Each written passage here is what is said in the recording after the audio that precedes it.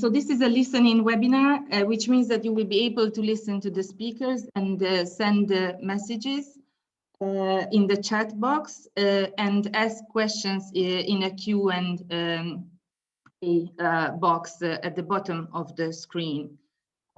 In fact, to make this seminar webinar as interactive as possible, please use the chat box to send us messages, to introduce yourselves and tell us where you are from, and it would be great to see who are the participants.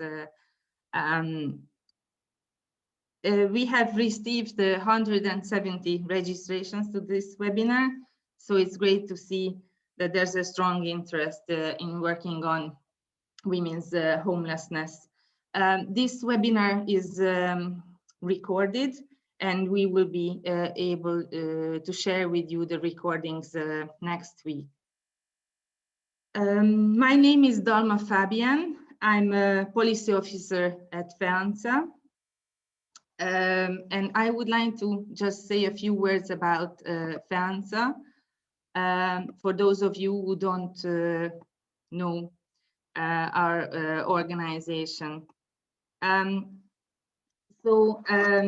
We are the only European NGO that exclusively works on ending homelessness.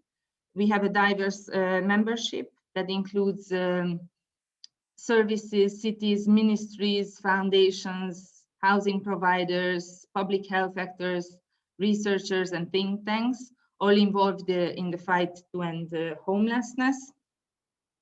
And being a European NGO, we work a lot with the EU institutions, but also with national and regional governments to promote the development and the implementation of effective measures to end homelessness. We are also conducting and disseminating research and data collection, and we do facilitate mutual learning, transnational exchanges, and capacity building. It's a good moment to join FEANTSA. Why now? It's because homelessness is gaining increasing attention in the European agenda, and there's also a concrete decision that the European Platform on Homelessness will be launched. So there's definitely a big European momentum around homelessness. So feel free to contact us about the FEANTSA membership. I just check. We already have 71 participants, but I think participants are still arriving. But we can start the webinar.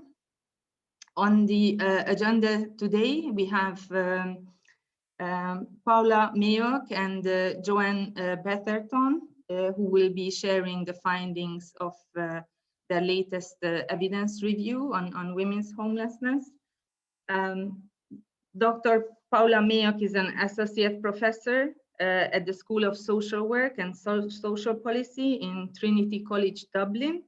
Her research focuses primarily on the lives and experiences of marginalized youth and adult population, and she covers homelessness, drug use, and drug problems.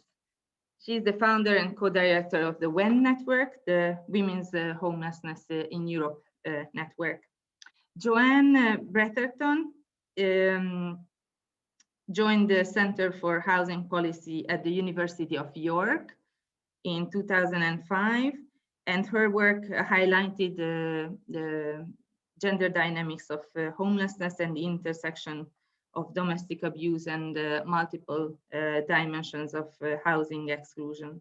She works closely with the homelessness sector in the UK, and current projects include the co-development of dedicated women's homelessness strategy for the London Borough of Camden, and her collaboration with the DAHA, the Domestic Alliance Domestic Abuse Housing Alliance, enhancing housing provider awareness of domestic abuse. Together with Paula, Joanne is a co-director of the WEN network. Later, after Joanne and Paula's presentation, I will be briefly present FEANTSA's guide on women's homelessness. And then I will invite Mary Collins to take the floor. And Mary is a senior policy and advocacy coordinator at the European Women's Lobby, where she has been working for a number of years. She works mainly on socio-economic issues relating to women's economic independence, including the gender pay, pension, poverty gaps, work-life balance, and the European semester for a gender perspective. Currently, she's coordinating a working group for a feminist economic model. At the end of the presentations, we will have a good 30 minutes for the question and answer sessions with you. So please send us your questions in the Q&A box. But we will only open the floor for the speakers to respond to your questions after the presentations. And please also indicate who you are addressing your questions to. Thank you very much. I think participants are still arriving, but we should start. Paula, the floor is yours.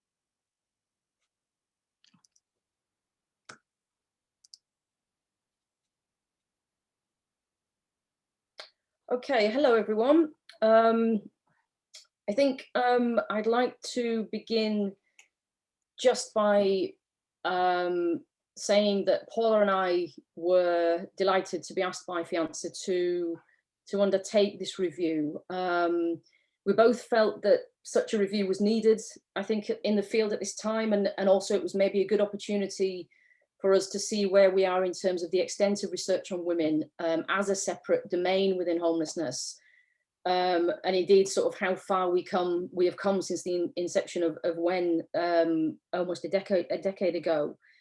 So while the attention given to women's homelessness on the whole has increased, particularly if you look at outputs over the past 5 years or so, still the evidence base is limited, and I'm sure you'll hear both Paula and I say that throughout this presentation. And that, of course, is if we compare it to the evidence base for single homeless men. So Paula and I will present an overview of the available evidence and consider what we do know about women's homelessness. So what we've done is there is quite a lot to get through, and we don't have very long to speak about these things. So we're going to just pick out the pertinent issues really, and of course the rest is in the report. So across Europe, women's homelessness, arguably until very recently, has been seen as a minor social problem, and often labelled as a subcategory in the same way as youth homelessness, older homelessness. While evidence is gathering somewhat slowly still across Europe, still there exists a lack of research on the experience of homeless women, the needs of women, and of course, therefore, what should be the appropriate responses. So the presentation is split into two parts. So firstly, I'll talk about the extent of women's homelessness. So I'll look at some numbers that we know, and within that, I'll also talk a little bit about recognition. So that's looking at where women are counted and where women are not being counted, and where the problems are with issues around enumeration. I'll then look very briefly at perception. So perceptions of homeless women, which of course affects the experience of homeless women. Then I'll look at a few issues related to causation, and then some of the specific needs. Then Paula will take over for about 10 minutes and talk about women's experiences of services and also service response to homeless women. Okay, so I will highlight some figures in the next few slides, but I must stress that care must be taken here, because the methodology used to gather statistics on numbers of homeless women, or indeed homelessness per se, can vary greatly from country to country. So I will discuss this in a little more detail a little bit later, but we must make it clear that these figures, for the most part, are not systematic, they're not comparable, and unfortunately numbers are not available from every country across Europe. And when hidden homelessness is taken into consideration within statistics on women, the numbers are much greater, and this is a reflection of women's pathways through homelessness. Again, I'll come back to that a little bit later. So just to give some idea of where women's homelessness sits, I guess, in terms of statistics. So if we look at rough sleeping in England, so as you can see from the graph at the bottom, in England in 2016, government statistics show that 12%, a little over 12% of people reported sleeping rough were women, went to over 14% in 2019, and in 2020 this remained at around 14%. And the definition used includes people bedded down, apparently about to bed down, and living in tents. The chain data, which is London only data for 2021, is slightly higher at 16%. Okay, now, whatever dimension of homelessness you observe, women are present. But when you start to broaden that definition and you take into consideration hidden homelessness and family homelessness, women are much greater in numbers. And if we look at this graphic from a 10-year period from the English statutory system, you can see that quite clearly. So you can see that in 2017, 57% of all households accepted as homeless were headed by lone women. So lone women parents, 47%, and single women at 10%. Also, a further 20% of homeless households, so those within a couple with dependent children, contained a woman. Therefore, in 2017, 77% of statutory homelessness involves a woman, and that's DCLG government data. Okay, so looking a little bit further afield, and again at available data, and these are figures that are actually in the report, we can see that Finland and Finland's homelessness counts include hidden homelessness. They have 1/4 of its homeless population as female. Some work, recent work by Magdalena Mostowska in Poland showed that to be at 16%, and that's their biannual counts, which were 16% were women. And in Ireland, significantly higher, Irish administrative data suggesting a higher rate of 35%, and that's from Focus Island. Now, FEANTSA's own annual reviews showed of exclusionary homelessness, presented data showing that Sweden, 38% of homeless adults were women, and that definition also includes hidden forms. Czech Republic, 19%, which was emergency shelters, and Germany, 27% of those using homelessness services were women. So as you can see, the counts are not comparable because the methodology ranges quite significantly. So just briefly, now this is a slightly older, but still very useful set of statistics from 2014. And I use this quite a lot. So if any of you have seen me speak before, I'm sure you've seen this graph before. And this was done by colleagues at the European Observatory. And we can clearly see in this table the presence of women, ranging from 12, 13% up to 38%. So again, though, we need to be very careful about making any comparisons between these countries and statistics presented because of this sometimes vast definitional and methodological variation. So even though we know that there is underrepresentation here, still all these different figures clearly demonstrate that women's homelessness is indeed widespread across Europe. Okay, so if we think about recognition, and I use recognition in terms of awareness through enumeration, really. So while I've just presented the data, some data to show that the existence of women's homelessness, we know that does not capture the whole picture. And certainly when I started in the field 16, 17 years ago, very little attention, if any, was given to homeless women. So I think we need to think about why that may be the case. So historically, homelessness has been perceived as largely the domain of single men, but the invisibility, of women's homelessness, particularly in the academic literature, as well as in some policy and service provision, has been recognised. So we know that the women are there, but not much consideration has really been given to why until quite recently. So there are intersecting factors that account for homeless women's invisibility. First is the issue of measurement, the various ways in which the techniques of enumeration serve to obscure the extent of women's homelessness, and that's something that I will talk about in a bit of detail.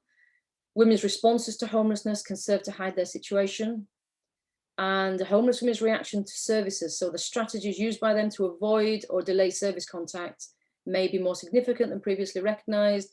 And of course, that also goes in part to explain the hiddenness of women's homelessness, and Paula will touch upon that a little bit later.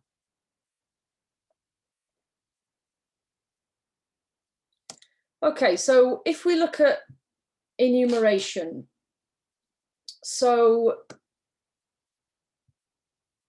looking at measurement and how homeless women are counted or not, as may be the case, techniques across Europe are less well developed than is the case for single homeless men. And I think there are 4 key deficiencies around enumeration.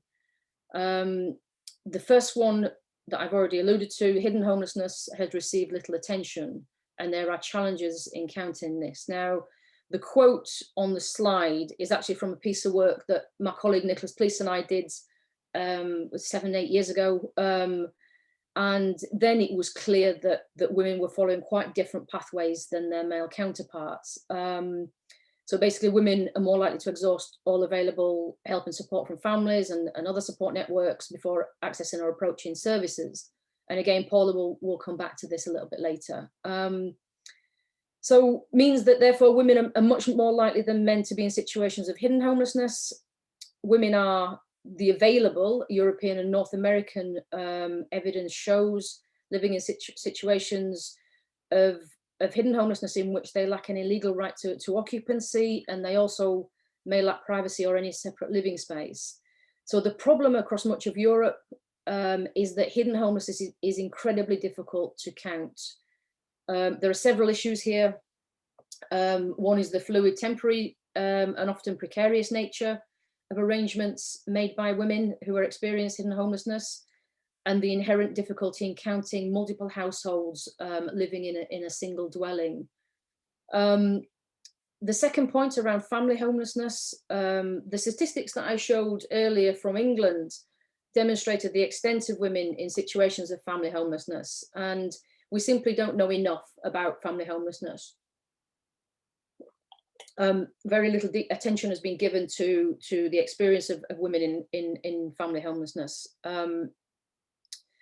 And as I said earlier, the third point here, where women are found in homeless populations, they have not been considered, they've not been looked at or examined in any kind of depth. And as I said, when I first started as a researcher, that women were noted, women were okay, there's 14% are maybe women, but then that's where it would end, and no more examination took place.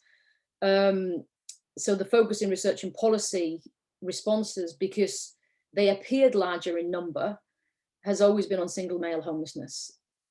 So finally, we know, the last point, we do know that there are clear intersections between domestic abuse and homelessness. The association between domestic abuse and homelessness is now relatively well documented across Europe. But again, there is a lack of comparable data on homelessness and domestic violence and abuse. And actually, research evidence and doing this review made it more clear that the research evidence at a European level is often quite patchy and localized. And some countries count and enumerate women in domestic violence refuges, for example, or shelters as homeless, and others do not. But what is clear is that many women who experience violence and abuse are hidden and not necessarily counted as homeless. So again, women are underrepresented in these homelessness statistics. Okay, so to summarize on enumeration, so failures enumeration, sorry, actually, I'll do a quick summary first. So to summarize really actually the issues. So if we look here at spatial errors, these are very important when it comes to women, because women are much more strongly represented among people experiencing homelessness once the definition shifts beyond rough sleeping and residing in services such as emergency shelters. Administrative errors in counting women and in enumeration more generally. The obvious example here is what I just mentioned, is if we look at domestic abuse and how cases of domestic violence and abuse are recorded and whether they are recorded as homelessness or not. The last point on this slide, Paula will talk about a little bit later when she looks at why women respond to services in the way that they do, and why women may not necessarily engage with services in the same way as men. And this leads us into what I've used, this phrase I've used quite a few times in the past, which is kind of enumeration quandary, which just further embeds women in this situation of hidden homelessness and not being enumerated accurately. So these failures in enumeration, as well as a tendency to overlook the heterogeneity of women who experience homelessness, are just part of the problem, really.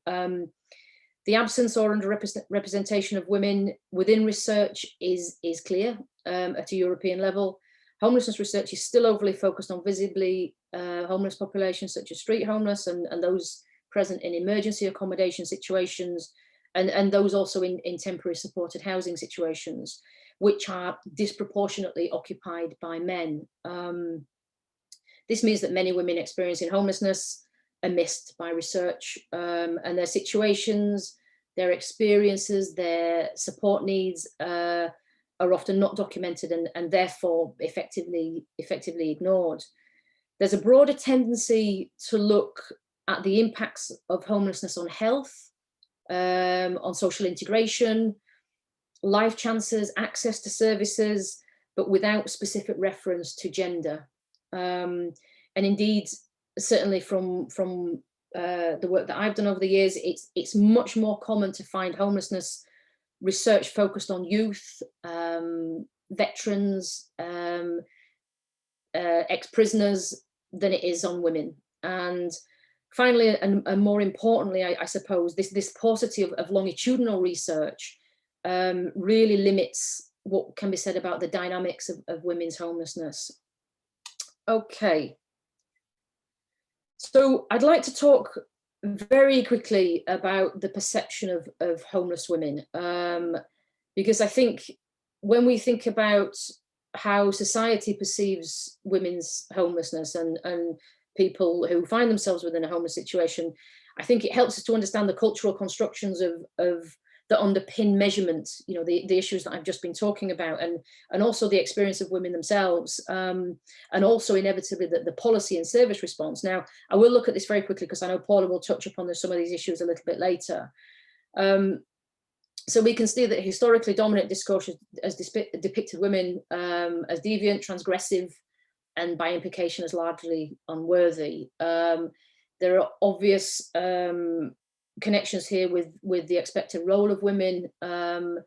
Many early texts on homelessness characterize women as sexually deviant and lacking the ability to live and function as a woman. And today the language used is more nuanced, but still there is evidence of that continuity of how women are understood in situations of homelessness. And these categories and the cultural constructions underpinning them profoundly influence policy and service responses. And the quote there, I think, encapsulates that perfectly. And that's from Cecilia Lofstrand and Deborah Quilger's article for the, chapter for the Women's Homelessness in Europe book back in 2016.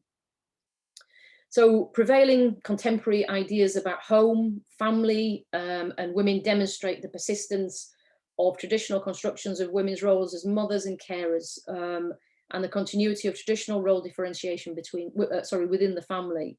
And these ideas are still influencing policy And this has arguably impacted on how women feel about accessing services, and thus further impact their invisibility because they're not accessing the services and not being counted in the services. And as I say in the last point at the bottom, recognition of women's homelessness and responses to women's homelessness do not exist outside cultural, historical, mass and social media and political narratives that frame a wider picture of gender inequalities.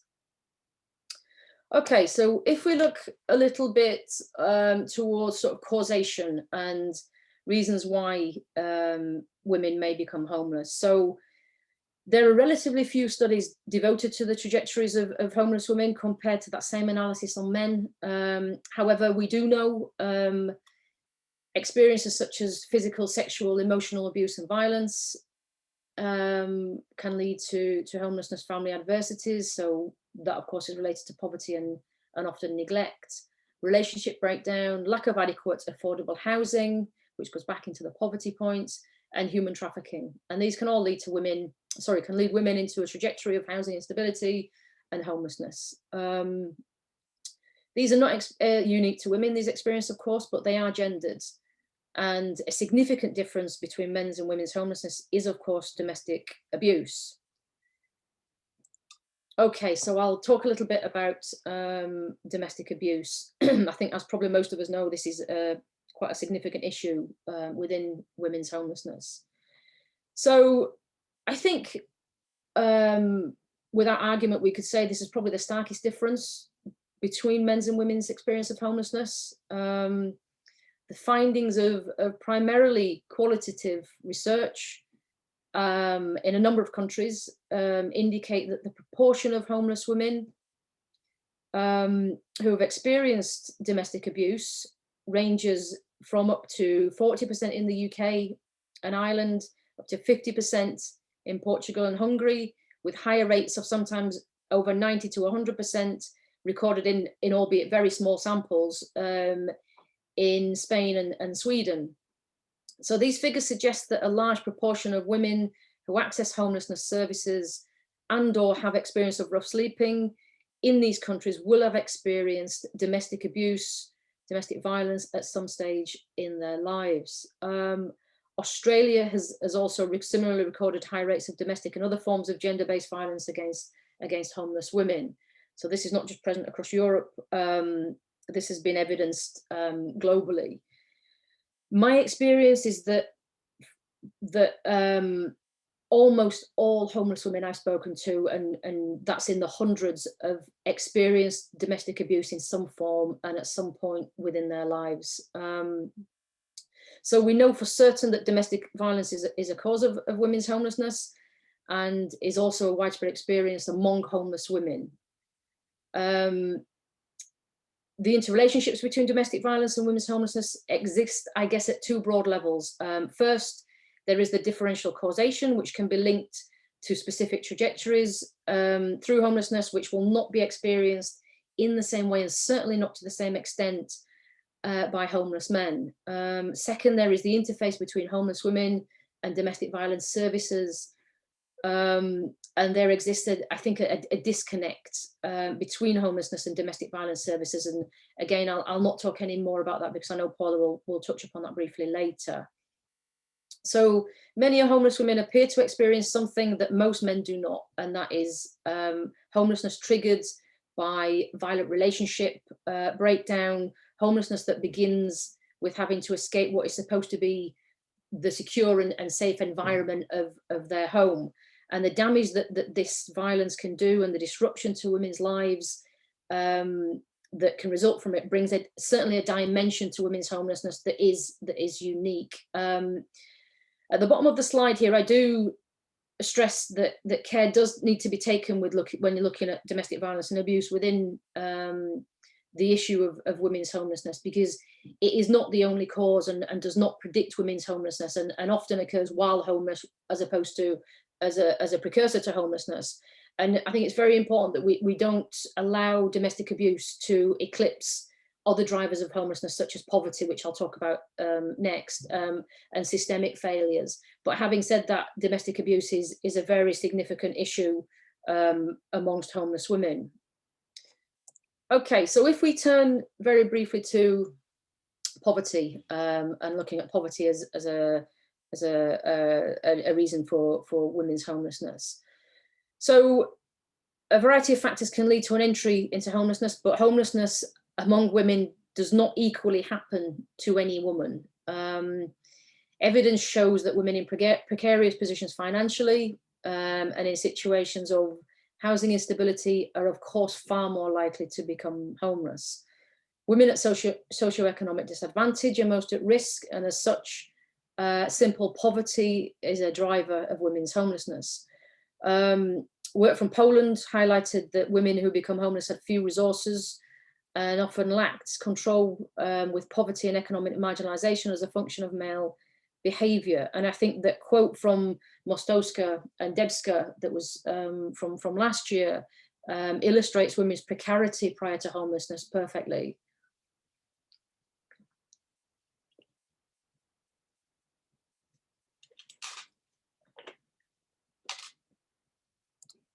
Okay, so looking briefly at welfare systems and looking at how welfare systems may affect women's homelessness and in terms of causation. So if we're looking at these other drivers of homelessness and the intersection of welfare system and women's homelessness is incredibly difficult to systematically assess and draw concrete conclusions from.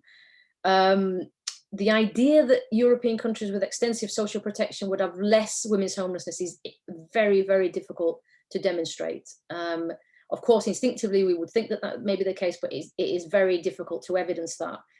There is a huge evidence gap with countries with the most extensive welfare systems, often collecting the more systematic data. There are caveats to that, of course, with Spain and Italy.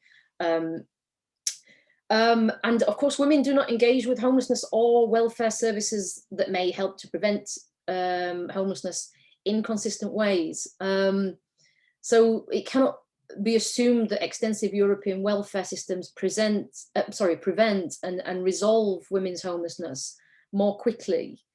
And the quote that I've used there is from a book chapter with a Danish colleague, Lars Benjaminsen.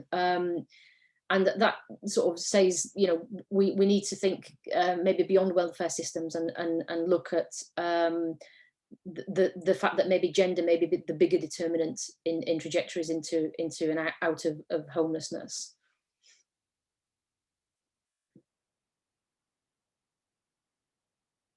Okay, so just to finish really,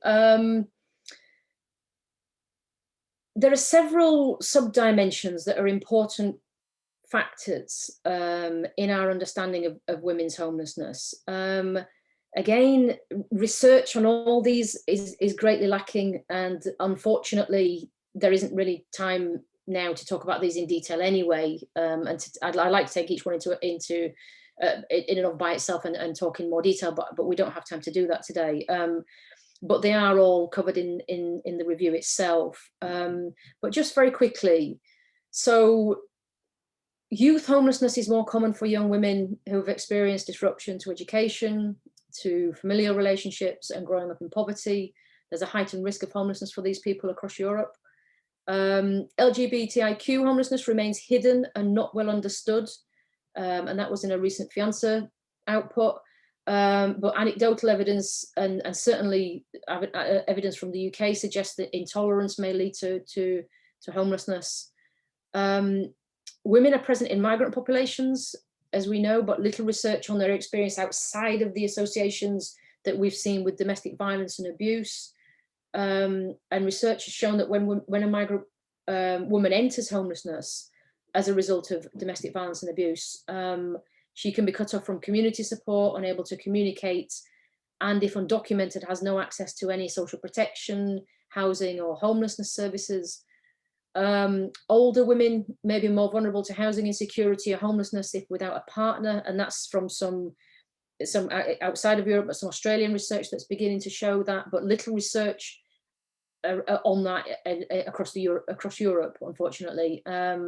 More social protection systems across Europe, but more women engaged in part-time work in the gig economy, so that may be of relevance. And I think once we look at the impact of the pandemic on on European economies. I think also there may be some issues there that may be of interest. And as I said, there's more detail on those specific needs among within women's homelessness within the report.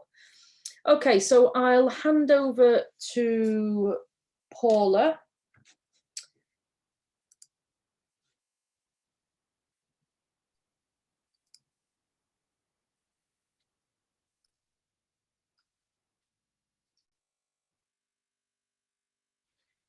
Good morning, everybody, and thank you for being here this morning.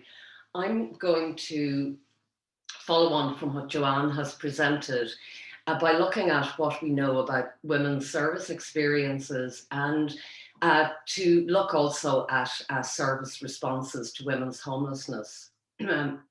So over the past decade in particular, research on women's experiences of homelessness services has expanded, possibly reflecting, or hopefully reflecting, growing acknowledgement of the need for analyses that interrogate gendered aspects of homelessness, including the possibility that service experiences may have important gender dimensions.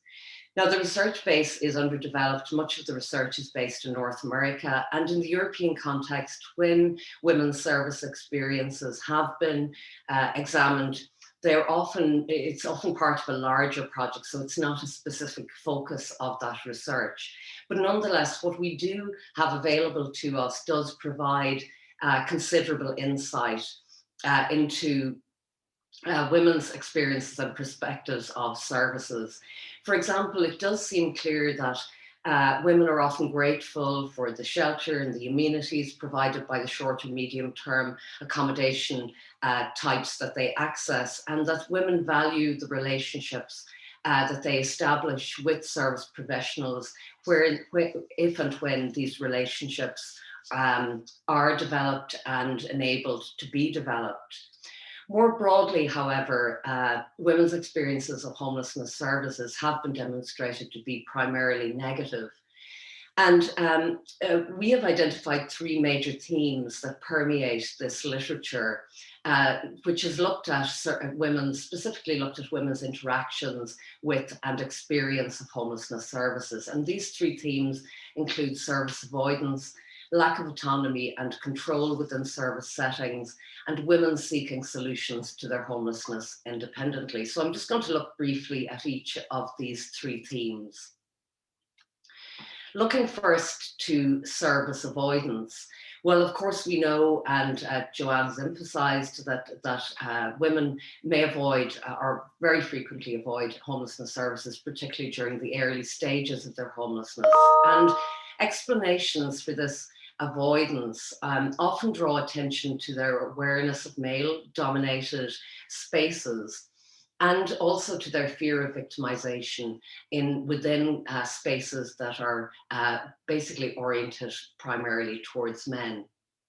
But there are other more complex reasons why women avoid seeking help or accommodation. And one relates to perceived stigma and shame, the stigma and shame associated with homelessness. As Wardhall wrote more than 20 years ago, to be homeless brings with it an awareness of absence, a consciousness of difference, of deviation from the norm. So women may then feel that they haven't met societal expectations as women, as mothers, and experience a sense of guilt and shame because of the labeling that can accompany that. And related then to stigma is this ambivalence that often exists for women who express ambivalence and may even reject the label homeless. Joe touched on this, you know, the negative sort of connotations of the condition of homelessness and the societal imagery that accompanies that, leading to experiences of devaluation and stigmatization. Now, we might on the one hand view women's service avoidance as an effective coping strategy. For example, it does demonstrate women's resourcefulness and their ability to source and seek out other forms of accommodation. But this service avoidance is problematic, not least because the accommodations that they access tend not to be sustainable. And also periods spent in these situations of hidden homelessness can also and will invariably exacerbate existing vulnerabilities.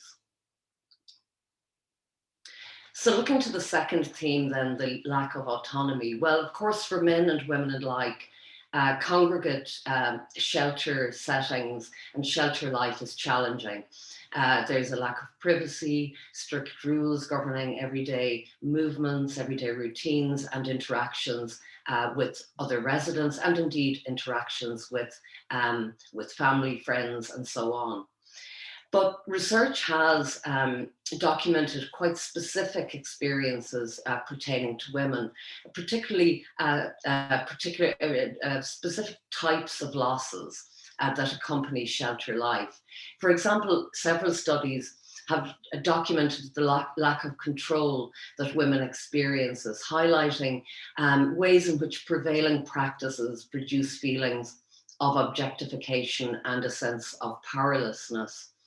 And this sense of powerlessness also appears to be strongly associated with experiences of infantilization. For example, women routinely report being treated like children by shelter staff and assumed to be incapable and incompetent as women and as mothers. Women who have children in their care struggle in very particular ways with the rules that accompany short and medium term accommodation, because they can't interact normally with their children, they don't have spaces, they don't have for their children play spaces and so on, and access to childcare. This can lead to women feeling subservient, but there are also narratives of resistance to these rules, and these have been documented in the literature.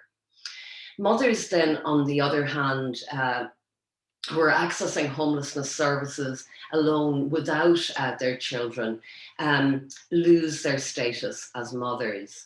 And this leading to what has been described as the stigma of lost motherhood, and to women feeling punished, blamed and abandoned. And this issue of mothers in services who don't have their children and who are not recognised as mothers has really come to the fore in the literature in the past 5 years or so.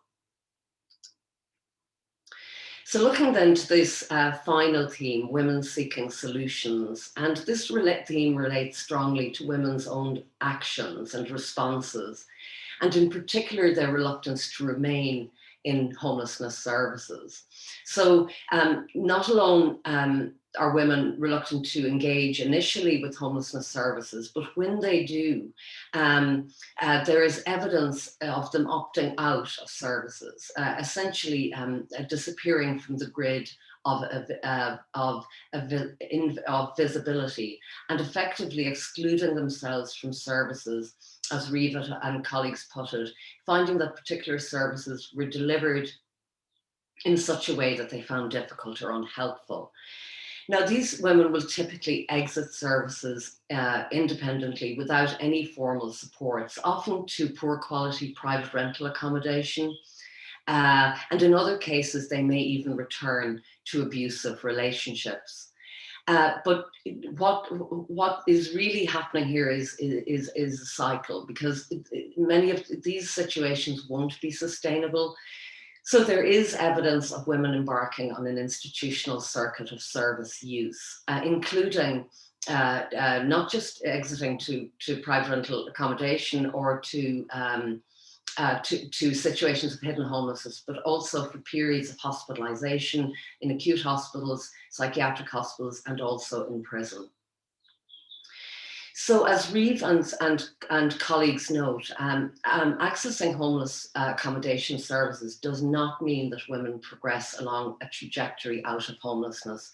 And in fact, there is considerable evidence now that many, or a proportion of women at least, will go on to experience long-term homelessness.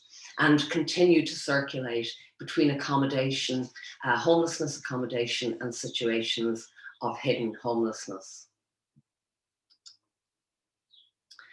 Now, while much of the literature available currently points to negative service experiences among women, the findings from a number of studies also draw attention to the positive impact of service interactions considered by women to be enabling and empowering. For example, studies have highlighted the crucial importance of principles of dignity, autonomy, and self-determination. And this is from a research conducted in the Canadian context. But also women value when compassion is communicated, when respect is communicated, and when service providers actually demonstrate knowledge about their lives and situations. Joanne made reference to this quote earlier by Lostrand and Quilger's 2016, related to images of family and home that have shaped the development of policies and practices aimed at assisting women who experience homelessness. And these same images have supported, or arguably supported, deficit models of intervention and practice, because they often fail to recognize women's agency, their abilities, competencies, strengths, and skill. Now, the nature of service provision for women experiencing homelessness really warrants critical attention. We don't know enough about women's experiences here, how they differ across both within and across countries, about the different types of experiences within different types of homelessness services, and so on. So I want to move on to talk briefly about service responses. So the past 5 years have seen the emergence of a robust evidence base on the nature of homelessness service provision throughout Europe. This recent review here, analysis by Baptiste and Marlier 2019, it looked very specifically at existing national strategic approaches across 35 European countries. Now, this analysis did find that the staircase model of service provision prevails in an overwhelming majority of countries, although a shift towards housing-led and housing-first approaches was found to be evident in a number of countries. While a smaller number where staircase models are dominant, there is also evidence of the emergence of small-scale housing-first programs. Now, this analysis didn't specifically analyse homelessness service provision according to gender, but it does seem clear that staircase models dominate throughout Europe for both men and women. Currently, we don't have systematic or reliable information available to us on the extent to which women-only homelessness services are available in countries throughout Europe. We do know that there are women-only services in some countries, including in Ireland, Poland, Portugal, and the UK, but certainly these accommodation types are fewer in number than mixed gender facilities. And in relation to this issue, the recently published guide that Dalma referred to earlier for developing effective gender support and solutions to women experiencing homelessness has drawn attention to the following by stating women-only services are run by female staff for women and are crucial for women on both an emotional and physical level. Women-only spaces provide safety and allow women to speak freely about their experience. If a service is mixed, it is important to ensure women-only activities and spaces provided by female staff. Now, earlier, you've heard Joanne highlight the strong link between women's homelessness and experiences of domestic and other forms of gender-based violence.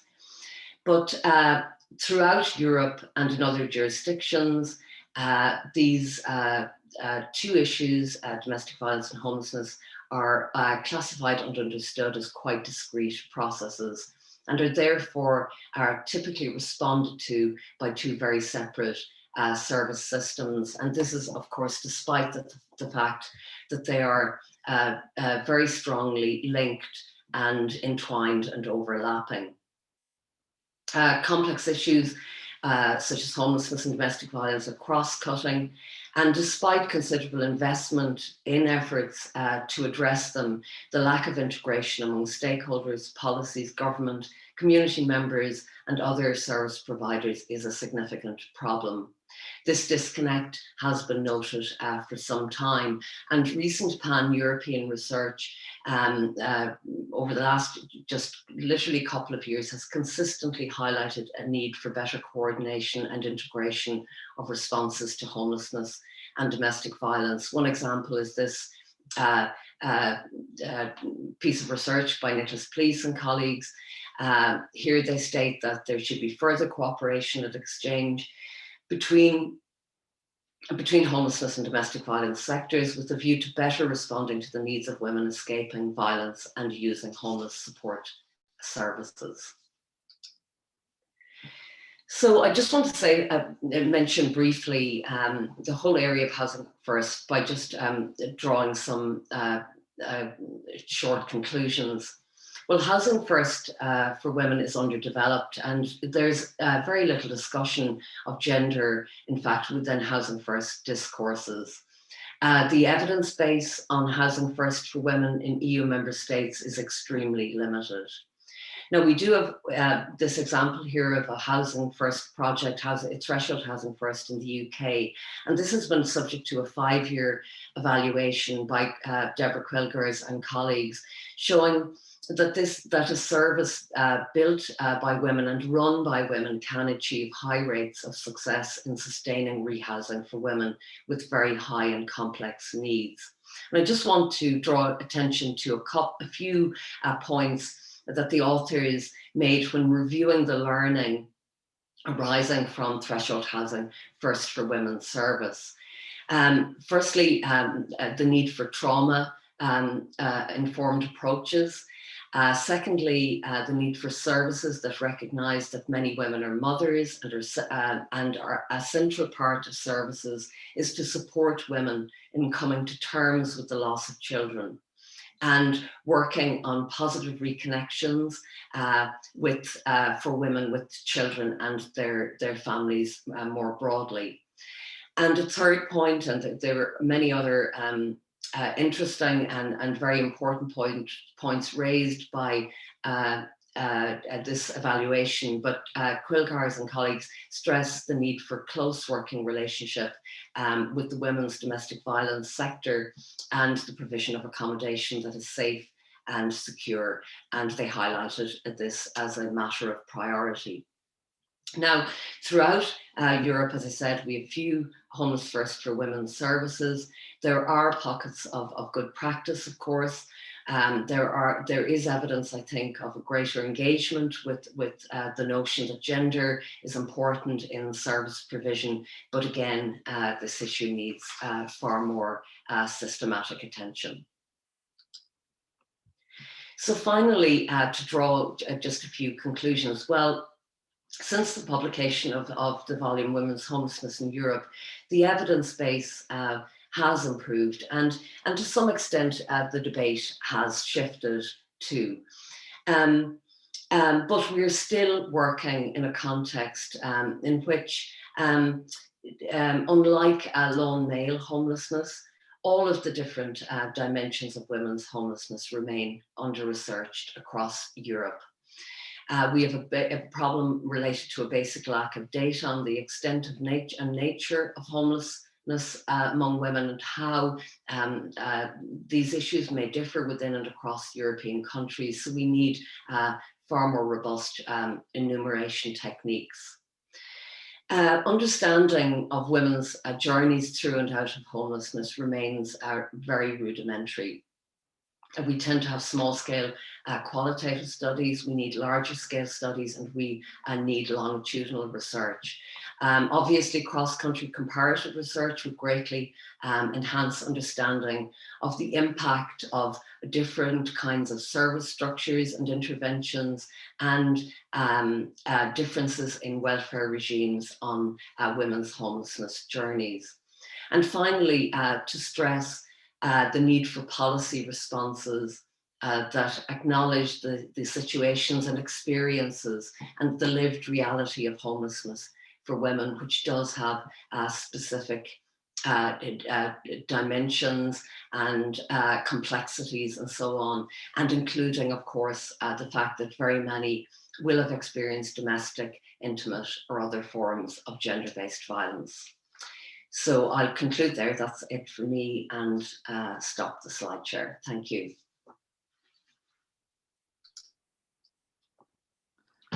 Thank you very much, Paula and Joanne, for this great presentation and providing us with a thorough understanding of the available evidence.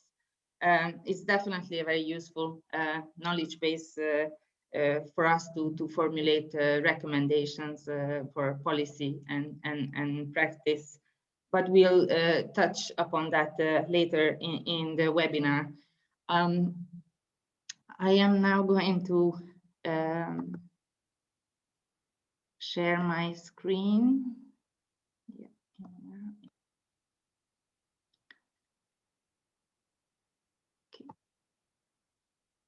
Okay, and we'll briefly present FEANTSA's work on women's homelessness and share with you our guide on supporting women experiencing homelessness.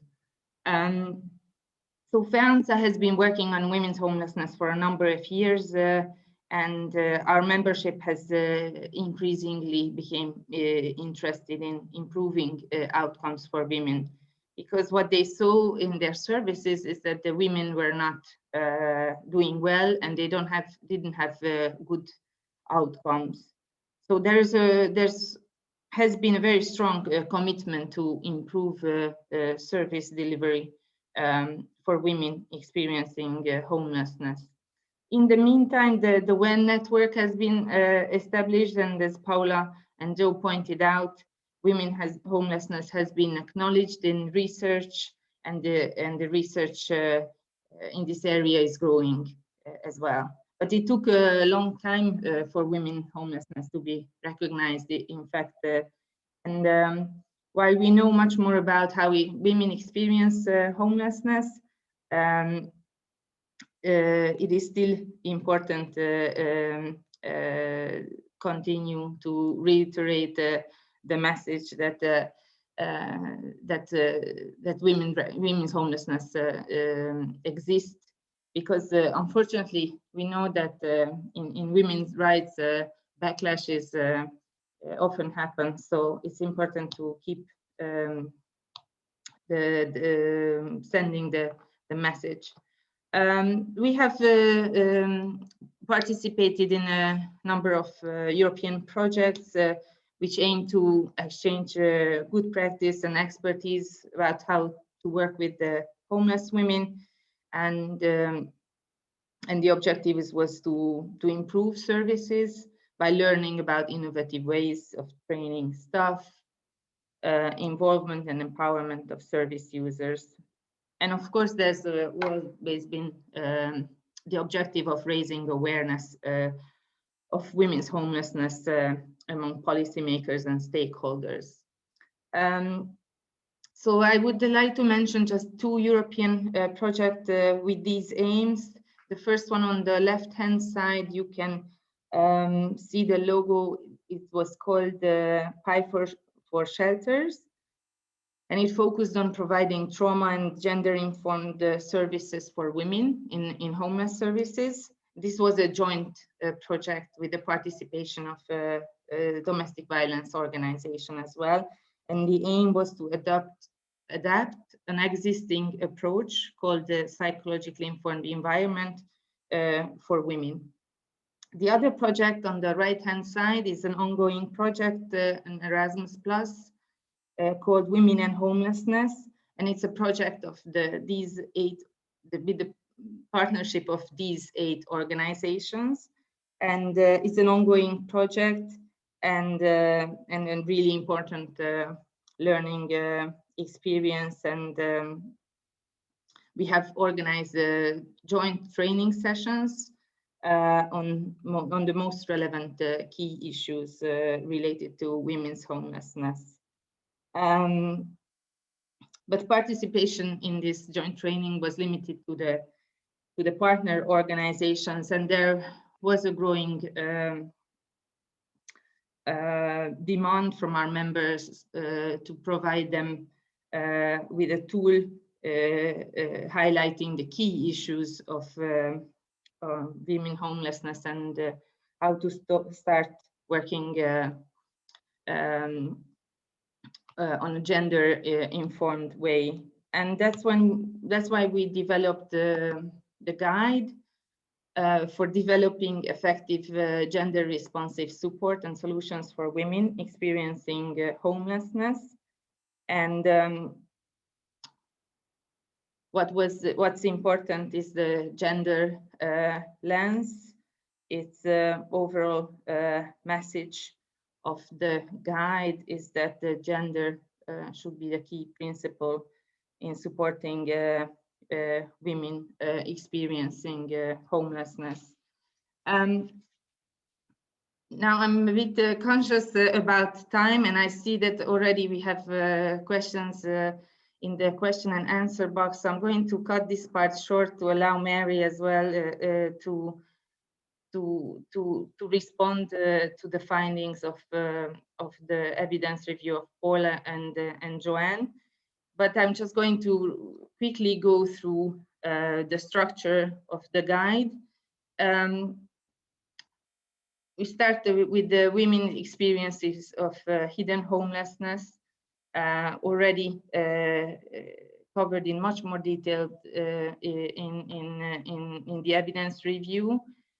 And then there's the intersection with the domestic violence, and the common themes were all highlighted also in the previous presentations. Our work is based on a human rights framework, and this is our approach to prevent and end homelessness. And women's homelessness is a human rights violation. And why is it important to use the human rights framework? Is because it involves right bearers, which are all human beings, and the states that have a duty and obligation to ensure that they ensure the full enjoyment of human rights. So they are the duty bearers. And it's important to highlight, because homelessness is not an individual failure. It's a systemic failure to protect women. And there's the obligation to prevent and end homelessness can be derived from numerous internationally recognized human rights. The right to housing is included in the major European and UN conventions, and it's really important so-called enabling right, which means that it's a precondition for the enjoyment of other rights.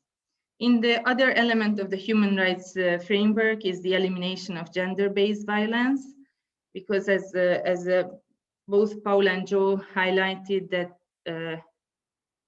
gender-based violence is one of the main driver of women's homelessness. It's also a human rights violation, and we have a European Convention on the elimination of gender-based violence. And the so-called Istanbul Convention, and it contains important provisions to protect victims, to ensure that the victims have access to services, including housing. But it's very important that women experience that the provisions of the convention are also extended to women who experience or are at risk of homelessness. For instance, by making sure that survivors with complex needs and survivors who experience homelessness have access to specialist domestic abuse services. And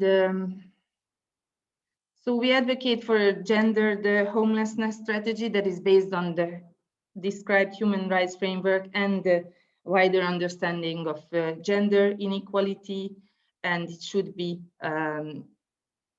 ensure support services meet women's needs. They are intersectional and they are shaped by the expertise of women with lived experience.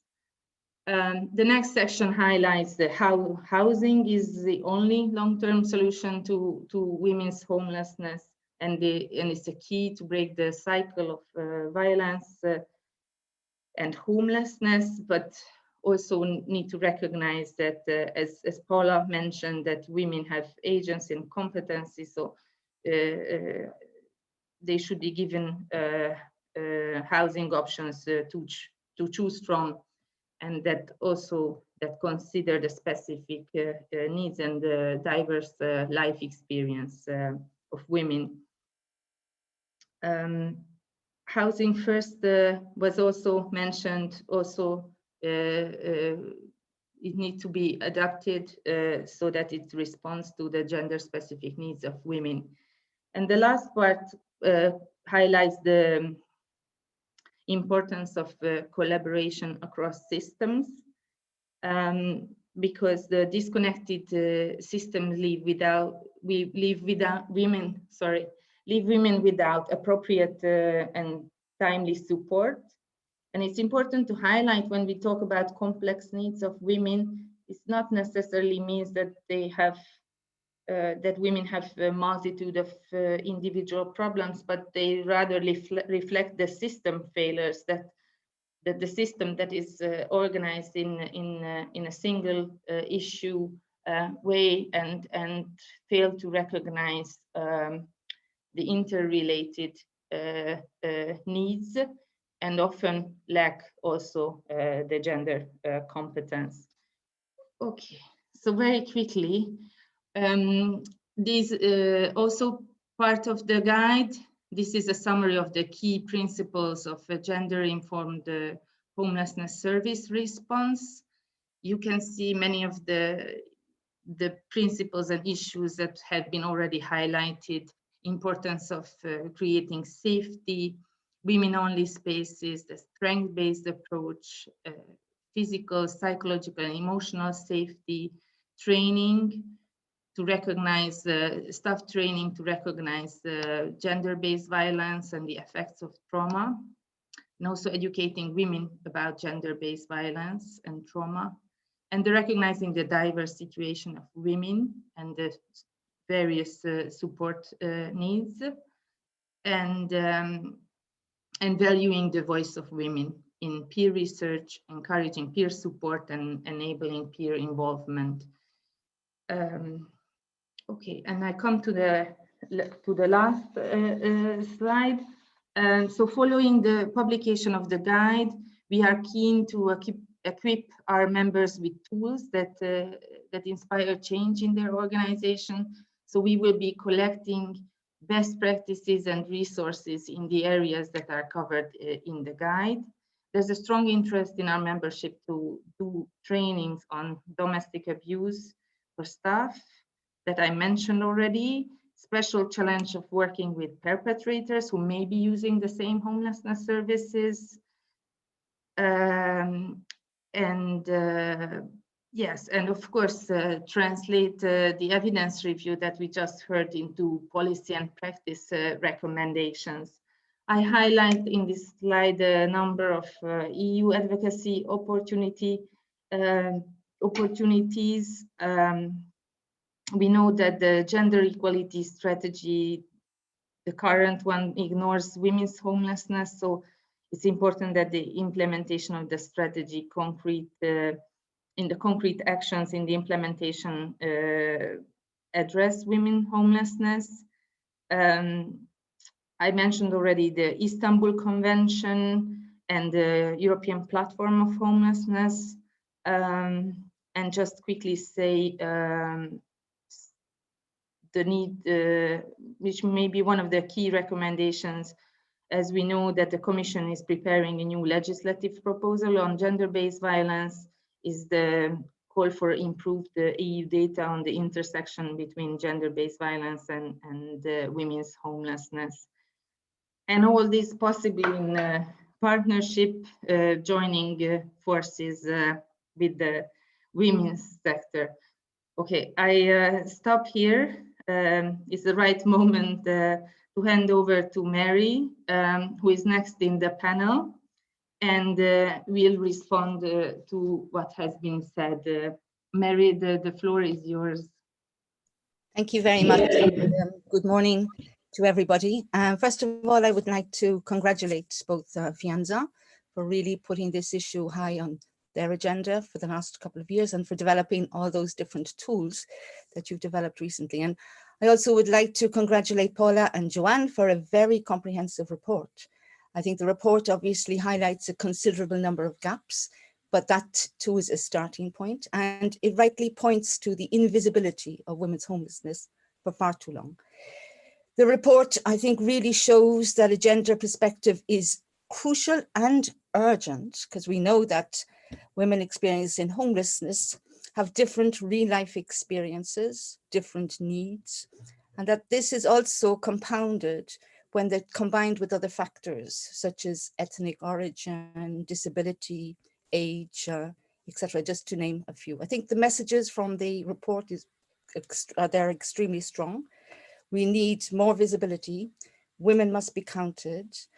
Safe spaces and specific services, including housing first, need to be scaled up, and women need to be given agency. So I'd just like to pull out one or two of the things that were mentioned. And particularly the first one relates to the wider framework of gender inequalities. I think that's really important. First of all, we should be reminded that women make up 50% of the population, and that includes women who are homeless. And yet today, 2021, we are still faced with many persisting challenges. First of all, no single country in Europe, or in the world for that matter, has actually achieved gender equality. Progress is extremely slow and has been defined as happening at a snail's pace. And the European Institute for Gender Equality, through its index on measuring equality between women and men every year, really says very clearly that if we continue the way it is, it'll take another 60 years before we actually achieve gender equality. So we must also, be very aware that this is the framework in which women experience homelessness as well. And also gender stereotypes are still very rampant. And the research also points to the expectations and the impact that that can have on women as in their role in society and as mothers, etc. The second issue I wanted to pick up on was poverty. Poverty is clearly a factor of homelessness. We can see that women are the majority of every single group at risk of poverty. Also, women's lifelong earnings, they earn less, and their lifelong earnings are much lower than men. Just to give a few little statistics, first of all, 23% of women in the EU are at risk of poverty and are more exposed to material deprivation.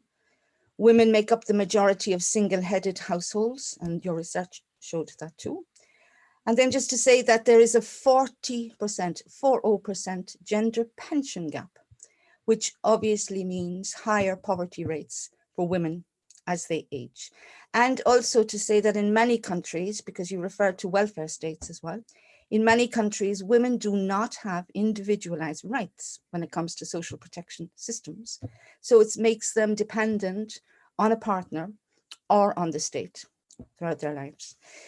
Obviously, the impact of COVID has been extremely devastating for women, and particularly for women who were already and who have become homeless as well in this last year. Our members report of really stretched services, NGOs, civil society filling the gaps without adequate resources and including without adequate funding. So we're really at a risk today of rolling back some of that progress that we have achieved to date. And we must be vigilant as well that we're not going to move back into an austerity-driven policy framework either. Second issue that you referred to many times is violence. And you have very, very clear evidence that violence against women is both a push factor for women becoming homeless, but also there's a heightened risk of violence against women, and particularly sexual exploitation when women are homeless. And I think that's something that we really need to keep very, very high on the agenda as well. Violence against women worldwide has increased dramatically over the last year. So much so that the UN, United Nations Secretary General, refers to it as a shadow pandemic to really highlight the massive increase of violence against women throughout the world. You pointed out as well to the disconnect between services dealing with domestic violence and with homeless services. I think that's a very, very good point that you make. And also just to mention the Istanbul Convention, which Dalma just mentioned now, that is a most comprehensive legislative proposal and blueprint that really is on the human rights framework as well. But it also is very much at risk for the moment because there's a lot of backlash. It will celebrate its 10th anniversary in May this year, but we know that some countries are actually pulling out of the convention, and we're still awaiting to see if the European Union can actually ratify it, because that is being challenged in the courts for the moment. But the Istanbul Convention does have a lot of provisions around services, and in those countries where it has been ratified, it really is the tool, one of the key tools to ensure that services and service provision for women in homeless women, that could also be developed within that framework.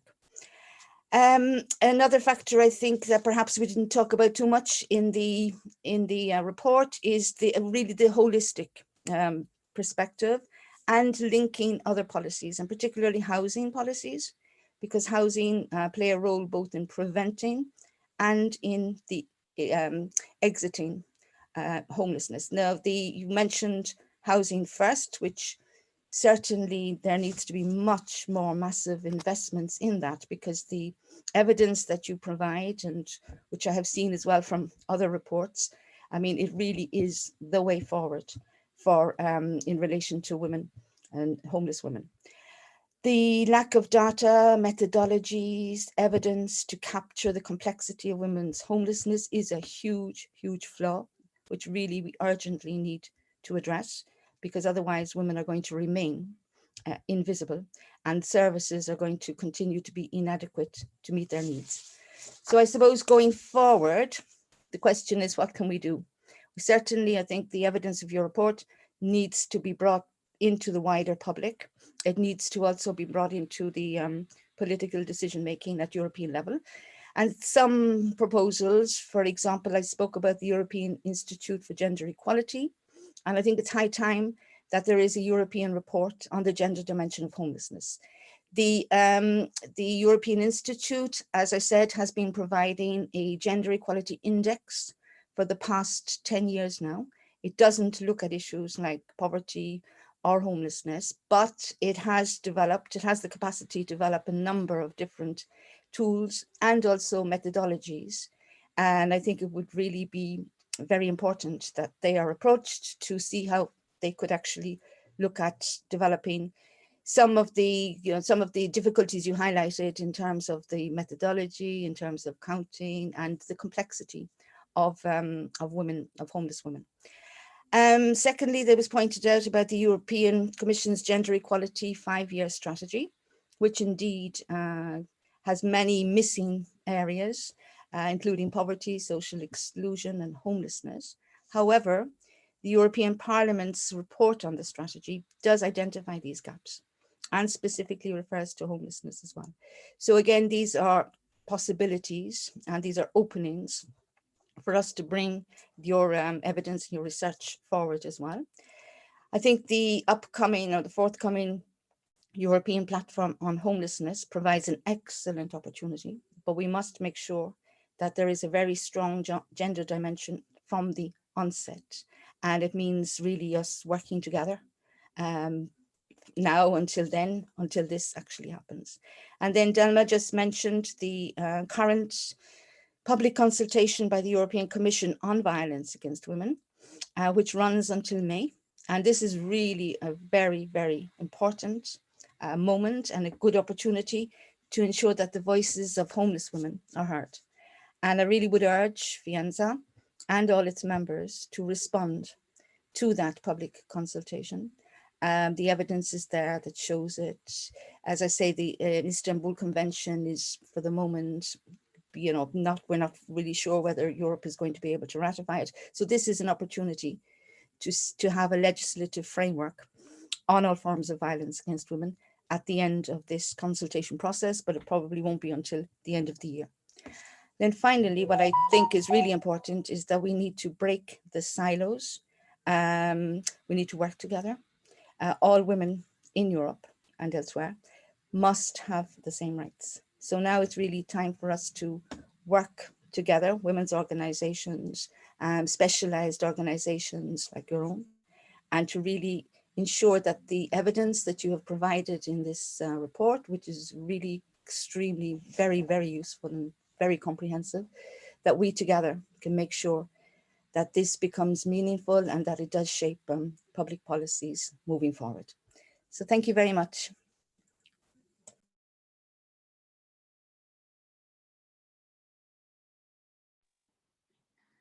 Thank you very much, Mary, for responding and highlighting the relevant European opportunities. Now I would like to invite all the speakers for the Q&A panel. And we still have a few minutes left, and so we can have a look at the questions. I've already found a few questions. So we have one question from about the how to measure hidden homelessness. You mentioned, Joe, the difficulty of counting, because of the informal and temporary arrangements that women find, but you also mentioned that in Sweden, the 38% also included women in hidden homelessness. So how that data was captured? I think the question, I saw the question in the question list. I think they referred to 70. Oh, sorry, I've lost it. Was it gone? 70%. That's the one, isn't it? Okay, maybe that's a different one then. I think that it was actually maybe mistaken, because the 77% figure was actually from, I think they were referring to slide 4, and the 77% figure is when we take into account statutory homelessness, that it was the 10-year period that I showed from England. So what that shows is, sorry, I think I spoke very quickly during that slide, and it was quite a lot to take in, but what I meant by that is, in 2017, when you look at that chart, when you look at the last point on the graph, you can see that 57% of all households were headed by lone women. So that was lone women parents or single women at 47%, 10%. And then a further 20% of those households, so those within a couple with dependent children, contained women, and that figure added up to 77% of those within the statutory system accepted as homeless. So I think the graph and my explanation was probably a little bit disconnected. I hope that's helpful. I think it is. We have, there was another question about the data in Spain. Yeah, I saw that actually. The cross sectional. So Spain and Italy, like France, do cross sectional and periodic surveys, and it is actually in the report, which the report, Dalma, will be out next week. Is that correct? Yeah. So it's actually in the report. But if you want to, I don't know obviously who asked that question, but if they want to contact me directly by email, and then I can send them that the source of that and that data, if that's helpful. Yeah, that's very helpful. Thank you, Joanne. There was another question about women living in homelessness and who have serious mental illness. Have you, the question is that if that has been observed in other countries, or have you come across in the evidence review on? Yeah, I think we know that, and I mean, Paula, chip in, but we know that mental ill health amongst women, particularly in situations of long-term and recurrent homelessness, is very much prevalent. And from work that I did going back and also some things that I'm doing very recently, we find that particularly within people that are within housing first settings, and what we have to take into consideration with mental ill health amongst women who are homeless is trauma and abuse, and we know, of course, one of the differences between male and female homelessness is the impact of trauma and abuse, and that we've found that has a huge impact on mental health. I don't know, Paula, if you've got anything to add. Yeah, sure. Yeah, it is a significant issue. It is, of course, often it's more prevalent in single homeless women than in women with families. We do know that women when they're who are homeless with their children don't have the level of complexity in terms of need.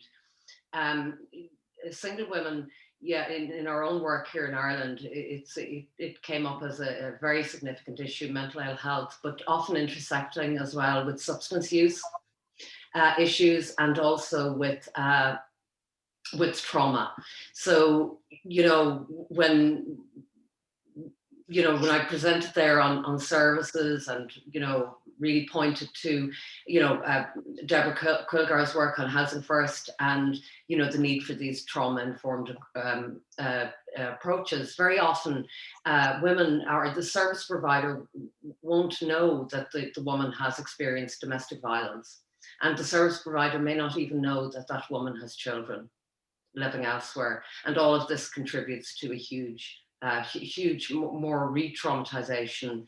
So yeah, we need to upskill there, and really urgently, I think. Yeah, definitely. And this is one of the key recommendations of our guide as well.